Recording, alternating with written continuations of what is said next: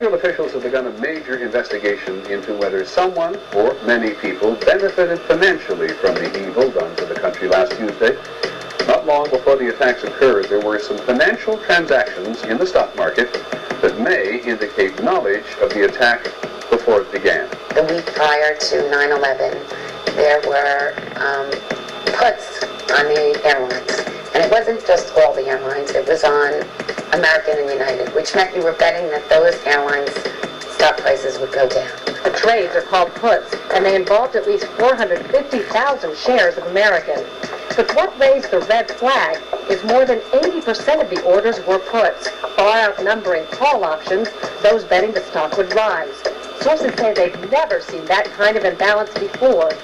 After the terrorist attacks, American Airlines stock price obviously did fall.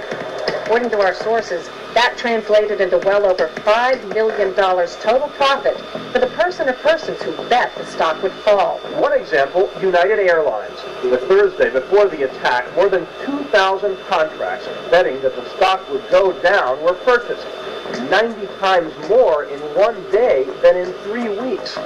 When the markets reopened, United stock dropped. The price of the contracts soared, and someone may have made a lot of money fast. $180,000 turns into $2.4 million when that plane hits the World Trade Center. Altogether, at least 7 countries are dissecting suspicious trades that may have netted more than $100 million in profits.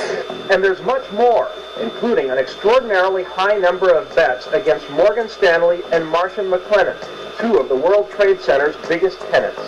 Merrill Lynch was involved, and I said, Merrill Lynch's stock was 48 the day before 9/11, and I said the next day it was down to 41. This is kind of fishy. I said, suddenly, you have these 2 major airlines, and their stock go down, they go down tremendously, and somebody's making lots of money off of 9/11. And the answer that we got was, we've investigated, and we find no unusual trading activity. Could this be a coincidence? This would be one of the most extraordinary coincidences in the history of mankind if it was a coincidence. It is absolutely unprecedented to see cases of insider trading covering the entire world, from Japan, the United States, and North America to Europe. So we said, well, you know what? What would make me feel better is tell the story. Can you follow up on that? Can you tell us, can you be more specific? Can you pull up the trades? Can you, show us what really happened? Who did those trades? Based on what research did they have that just those 2 airlines? And where is the money? And did it get dispersed? Investigators now believe that in this climate, even the most secretive banks will hand over information to expose the most devious kind of insider trading. Sources say U.S. investigators are making headway in tracking down suspicious stock trades made just before the attacks. We can directly work backwards from the trade on the floor at Chicago Board's Option Exchange. That trader is linked to a brokerage firm. That brokerage firm received the order to buy that put option from either someone within their own brokerage firm speculating, or from one of their customers. Do we know who performed those trades? Yes. Can we have that information? No. And he said, well, this is disinformation. I said, what are you talking about, disinformation?